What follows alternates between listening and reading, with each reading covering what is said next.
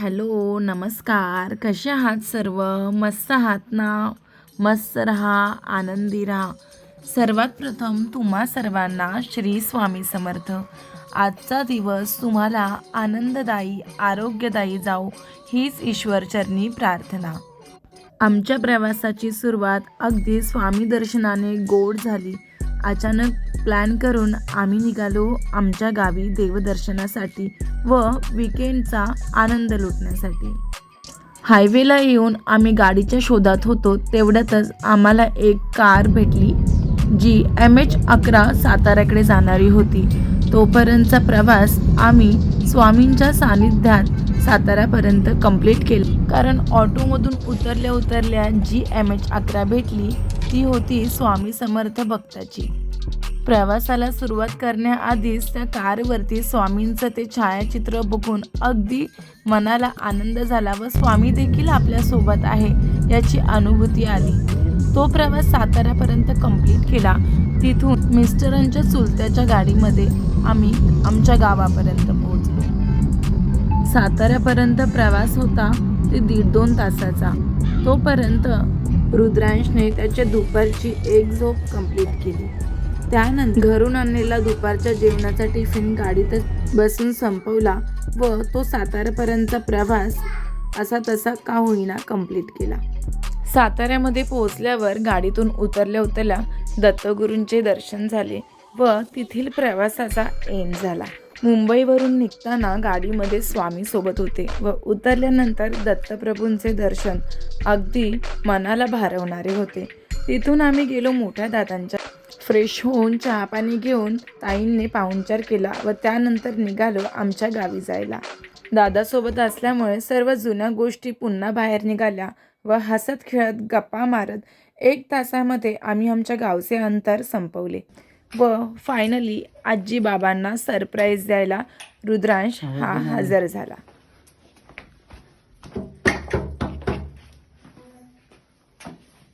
रात्रीचे 9 वाजले होते पण गावी खूप भयंकर थंडी होती. रुद्रांशी शूज काढायची गडबड चालू होती व रात्री अचानक दरवाजा वाजल्यामुळे नानांचा गोंधळ उडाला होता की इतक्या रात्री अचानक कोण आलं.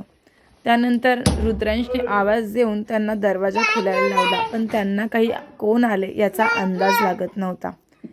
त्यानंतर 2-3 सेकंदानंतर दरवाजा वाजवल्यानंतर थोड्या वेळाने पुन्हा दरवाजा उघडला गेला. नाना झोपेतच होते.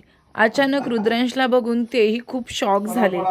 त्यांना काय बोलावं हे सुचेना. रुद्रांश अंधारात धडपडत आतमध्ये आजीला शोधायला निघाला होता.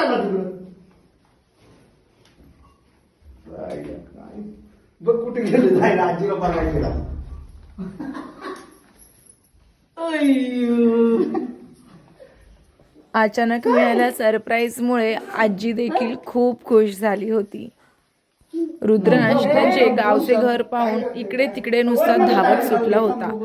अचानक मिळालेल्या सरप्राईजमुळे आजी आजोबा दोघेही खूप खुश होते. जेवण करून आम्ही त्यानंतर झोपून गेलो व उद्याच्या सकाळची वाट पाहायला लागलो.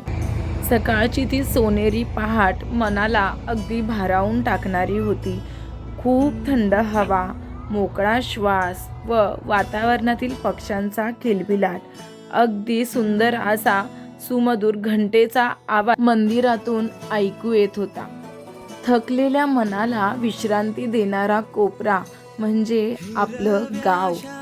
बऱ्याच दिवसानंतर गावी आल्यामुळे मन अगदी त्या जागेत विसावा घेत होतं.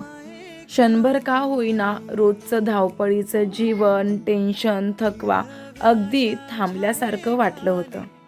आटे सटवाई देवीच्या कळसाचं दर्शन घेऊन दिवसाची सुरुवात केली. आजकाल सगळंच अगदी मॉडर्न जरी झालं असलं तरी गावी आल्यानंतर चुलीवरची ऊब अजूनही तितकीच जाणवते. गॅसवरती गिझरमधून कितीही पाणी तापवा पण चुलीच्या पाण्याची सर गिझरच्या पाण्याला येणार नाही. चुलीवर तापलेलं पाणी हे भरपूर वेळ तसंच गरम राहतं.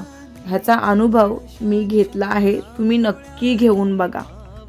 चुलीवरच्या त्या पाण्याला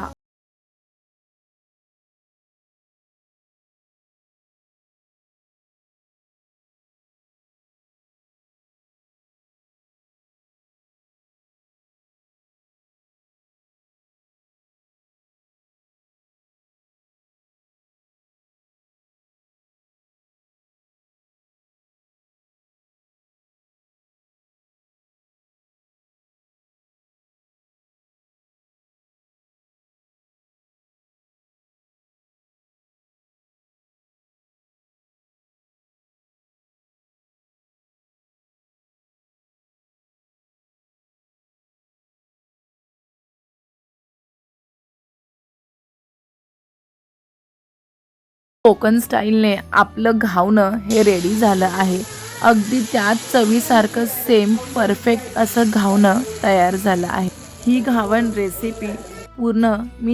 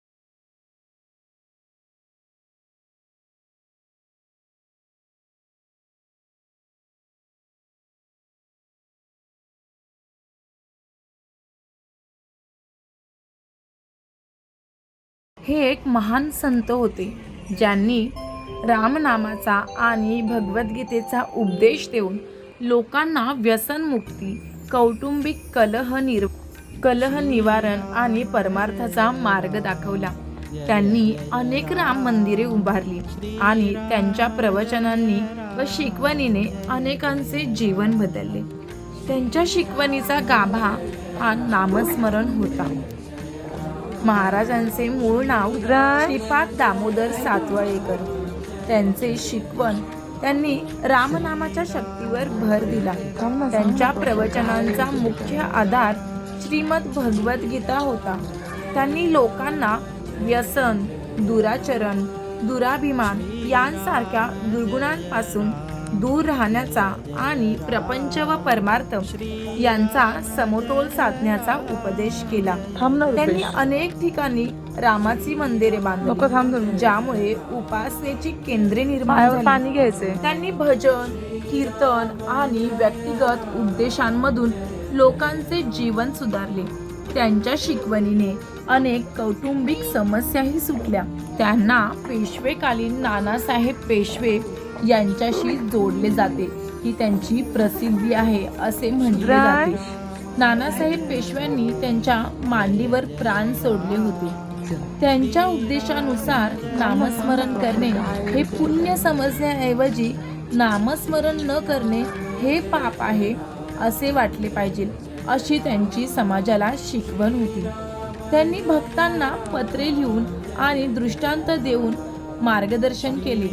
थोडक्यात गोंदवलेकर महाराज हे रामभक्ती, भगवद्गीतेचे ज्ञान आणि नामस्मरण यावर आधारित जीवनातील शांती व समाधान देणारे एक महत्त्वपूर्ण आध्यात्मिक व्यक्तिमत्व होते. महाराजांचे मूळ नाव गणपती रावजी घुगरदरे. जन्म 19 फेब्रुवारी 1845. त्यांचे निर्वाण 22 डिसेंबर 1913 गोंदवले येथे.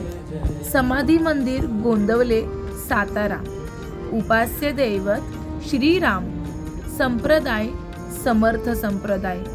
श्री तुकामाई ही गुरु. शिष्य श्री ब्रह्मानंद व आनंद सागर. भाषा मराठी. साहित्य प्रवचने व अभंग. प्रसिद्ध वचन जेथे नाम तेथे माझे प्राण ही सांभाळावी खूण हे त्यांचे प्रसिद्ध वचन होते. वडिलांचे नाव रावजी लिंगोपंत कुलकर्णी व आई गीताबाई, पत्नी सरस्वती. गोंदवले हे गाव सातारा जिल्ह्यातील मान तालुक्यात असून ते सातारा पंढरपूर रस्त्यावर साताऱ्यापासून 40 मैलांवर आहे. त्यांच्या घराण्यात विठ्ठल भक्ती व पंढरीची वारी असून पूर्वज सदाचार संपन्न व लौकिकवान होते. लोकांना नामस्मरणाच्या मार्गाला लावून प्रपंच व परमार्थ यांचे मधुर मिलन कसे करावे हे शिकवण्यासाठी त्यांनी आमरण खटाटोप केला आणि मार्गशीर्ष वद्य दशमी शके 1835 दिनांक 22 डिसेंबर 1913 या दिवशी गोंदवले मुक्कामी त्यांनी आपला देह ठेवला. या गोंदवलेकर क्षेत्रामध्ये भक्तांना राहण्यासाठी भक्ती निवास भरपूर आहेत. लांबून येणाऱ्या प्रवाशांसाठी भक्तांसाठी राहण्याची अगदी उत्तम सोय आहे. आलेल्या भक्तांसाठी महाप्रसादाची सुद्धा सोय आहे. पिण्यासाठी पाणी, राहण्यासाठीची उत्तम सोय इथे केली आहे. हिरकणी कक्ष तसेच अनेक स्वच्छता इथे राखली जाते. नामजपासाठी वेगळा असा हॉल आहे. पार्किंगची वेगळी सोय देखील तिथे केली आहे.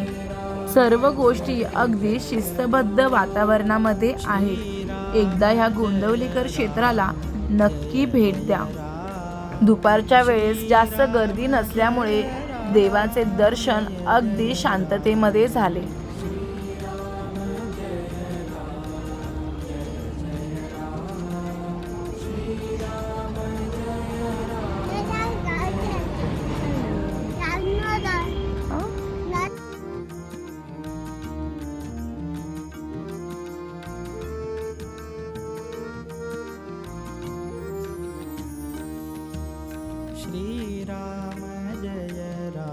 येथील निवासासाठी जवळपास 250 खोल्या आहेत.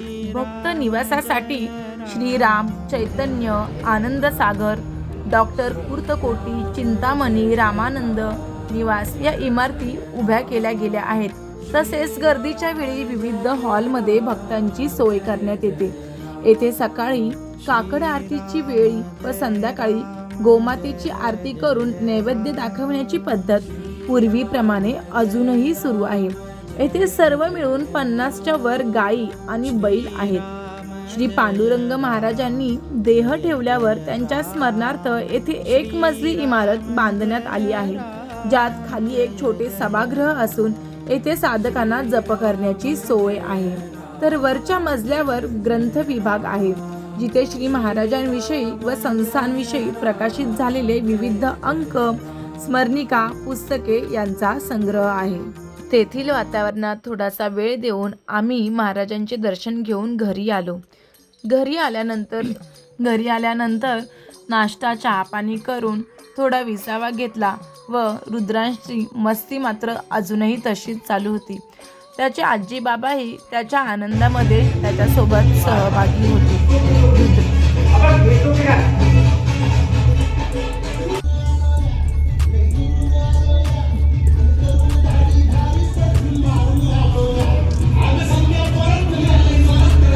संध्याकाळच्या वातावरणात शेतामध्ये फेरफटका करून शेताची पाहणी केली व गायवासरांच्या सानिध्यामध्ये ती संध्याकाळ संपन्न झाली.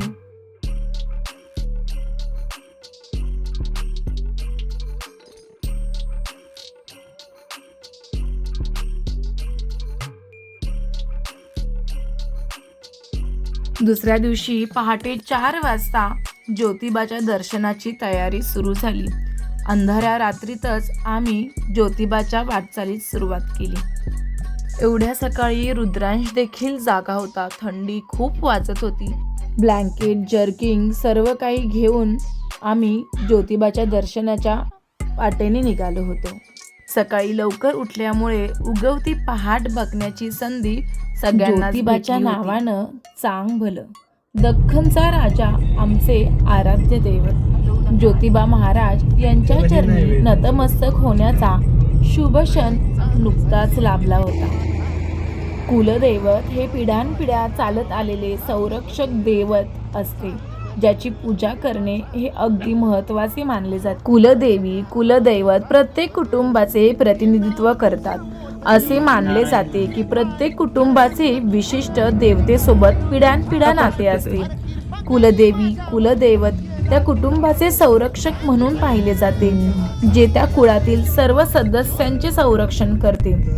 कुलदेवी, कुलदैवत उपासना केल्याने कुटुंबाला आशीर्वाद मिळतात त्यामुळे कुलदेवी व कुलदेवतेचा सन्मान करणे आणि त्यांची कृपा मिळवणे गरजेचे असते. कुलदेवी कुलदैवत उपासना केल्याने कुटुंबातील सदस्यांमध्ये ऐक्य आणि सुसंवाद राहतो. कुलदेवी कुलदैवतच्या उपासनेने शिवाय अन्य बाबी अपूर्ण मानल्या जातात. कुलदेवी व कुलदैवत यांची कृपा नसेल तर कुटुंबावर संकट यायला सुरुवात होते. म्हणूनच वर्षातून एकदा आपल्या कुलदेवी व कुलदैवताचे दर्शन तुम्ही देखील नक्की करून या.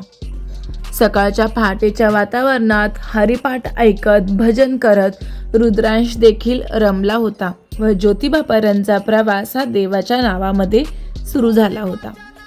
ज्योतिबाला पोहोचल्यानंतर भक्तांची एवढ्या पहाटे देखील खूप गर्दी होती. प्रथम आमच्या ठरलेल्या पुजाऱ्यांच्या घरी जाऊन आम्ही फ्रेश झालो व आमच्या पुजाऱ्यांसोबत मंदिरातील गाभाऱ्यापर्यंत आम्ही थेट दर्शन घेतले. हे तीर्थक्षेत्र अगदी गुलालाने भरून गेलेलं असतं. कोल्हापूर जवळील वाडी रत्नागिरी येथील श्री ज्योतिबा मंदिर हे महाराष्ट्रातील एक प्रसिद्ध लोकदैवत आहे. ज्योतिबा हे ब्रह्मा, विष्णू आणि महेश या तिन्ही देवांचे एकत्रित रूप मानले जाते. ज्योतिबा हे नाव ज्योत या शब्दापासून आले आहे, ज्याचा अर्थ तेज किंवा प्रकाश असा होतो. रत्नासूर सारख्या दुष्ट राक्षसांचा वध करून धर्माची स्थापना करण्यासाठी त्यांनी अवतार घेतला अशी आख्यायिका आहे. कोल्हापूरच्या अंबाबाईला राक्षसांशी लढण्यात मदत करण्यासाठी ज्योतिबा हिमालयातून दक्षिणेत आले असे केदार विजय ग्रंथात देखील नमूद आहे. सध्याचे भव्य मंदिर ग्वाल्हेरचे महाराज राणोजी शिंदे यांनी 1730 मध्ये मूळ छोट्या देवळाच्या जागी बांधले.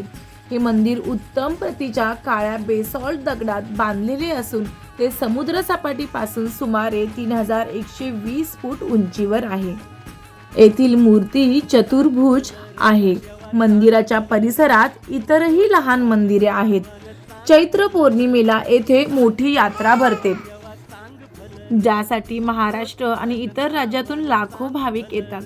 मंदिरात दर्शनासाठी येणाऱ्या भाविकांनी योग्य पेहराव करणे आवश्यक आहे. पुरुषांसाठी शर्ट आणि पॅन्ट किंवा धोतर पायजामा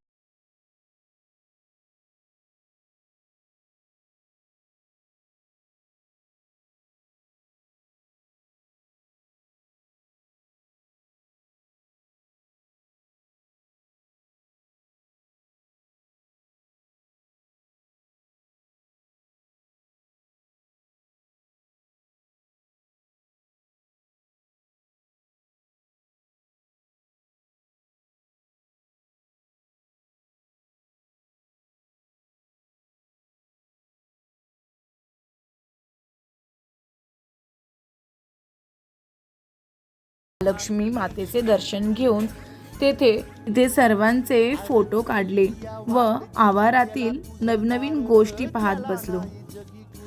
कुलदैवत व कुलस्वामिनीचे दर्शन घेऊन मंदिरामध्ये थोडासा वेळ घालवून आम्ही घरी जाण्याच्या मार्गासाठी परतलो. संध्याकाळी 7:30ची ट्रॅव्हल्स मुंबईला जाण्यासाठी बुक केली होती. त्यामुळे 2:30च्या सुमारास आम्ही कोल्हापूरमधून देवीची ओटी भरून दर्शन घेऊन तसेच घरी जाण्याच्या वाटेवर परतलो. 2-2.5 तासानंतर आम्ही घरी पोहोचलो. घरी